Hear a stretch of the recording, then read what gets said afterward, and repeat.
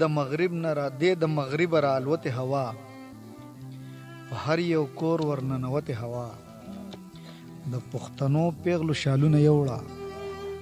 د شاه زلمو ښکلي بریتونه یوړه څه په هنر ته اوس جامې وباسي خوږه پسته کې تلشي وباسي دې نري باد نه به طوفان جوړیږي دې نري باد نه به طوفان جوړیږي او سر له به بیا خاص د افغان جوړیږي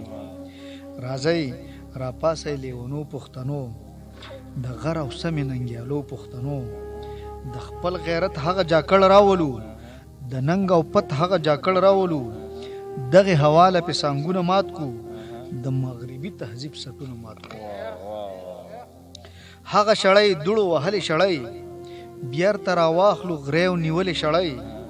ځان نه چاپیر کو پښتانه شو بیرته د پردو لارو راستانه شو بیرته د پښتنو پیغلو عظمت پځې کو بیرته واپس تله غیرت پځې کو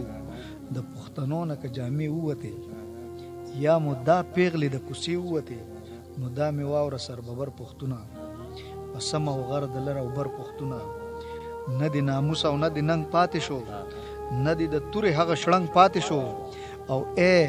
ای روشن خیال واګدارانو واورئ اے روشن خیال واګدارانو واورئ د حیاګانو لوټمارانو واورئ مونږ لا د خور او مور عظمت پیژنو مونږ لا پښتو پیژنو پت پیژنو ستاسو د ډیره مننه ډیره مهرباني اے روشن خیال واګدارانو واورئ د حیاګانو لوټمارانو واورئ مونږ لا د خور او مور عظمت پیژنو مونږ لا پښتو پیژنو پت پیژنو ستاسو د لونو ازادي خوښه ده ستاسو د خویندو بربادي خوښه ده ستاسو په خټه کې غیرت نشته دی ځکه په ژوند کې مو لذت نشته دی ته د جومات په ځای چرچونو ته ځې ته د جماعت په ځای چرچونو ته ځې د خور او مور سره کلبونو ته ځې